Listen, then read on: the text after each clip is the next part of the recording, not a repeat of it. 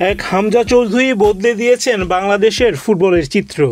লাল সবুজ জার্সিতে তার খেলা নিশ্চিত হওয়ার পর যেন দেশের ফুটবলে বইছে নতুন জোয়ার।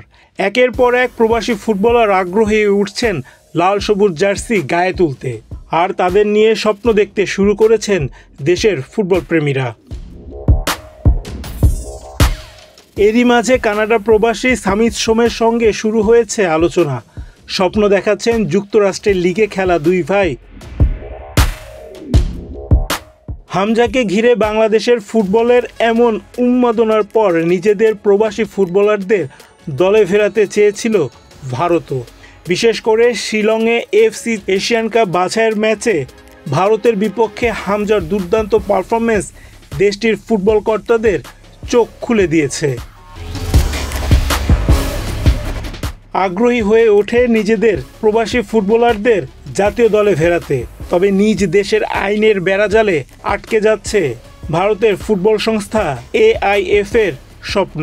ভারতীয় গণমাধ্যম বলছে, চাইলেও ভারতের হয়ে খেলতে পারবেন না দেশটির প্রবাসী তারকা ফুটবলাররা। বাবার কারণে বাংলাদেশ ও ইংল্যান্ডের দ্বৈত নাগরিক হামজা। তবে ভারতের আইনে দ্বৈত নাগরিকদের কোনো সুযোগ নেই। ভারতের হয়ে খেলতে হলে প্রবাসীদের সেই দেশের নাগরিকত্ব পুরোপুরি ছাড়তে হবে। স্বাভাবিকভাবেই নিজেদের নাগরিকত্ব বিসর্জন দিতে চান না ভারতীয় প্রবাসীরা।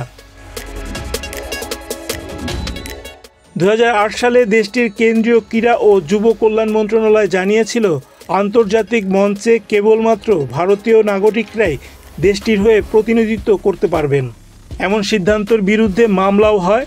তবে আদালত স্পষ্ট জানিয়ে দেয়, ভারত সরকারের নিয়ম অনুযায়ী কোনো ব্যক্তির দ্বৈত নাগরিকত্ব থাকতে পারে না।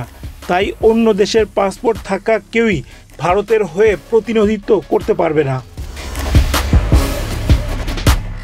ইংল্যান্ডের বিভিন্ন লিগে যেসব ভারতীয় বংশোদ্ভূতরা খেলেন, তাদের ইউরোপীয় দেশের নাগরিকত্ব ছেড়ে দিলে ফুটবল ক্যারিয়ার পড়তে পারে হুমকির মুখে।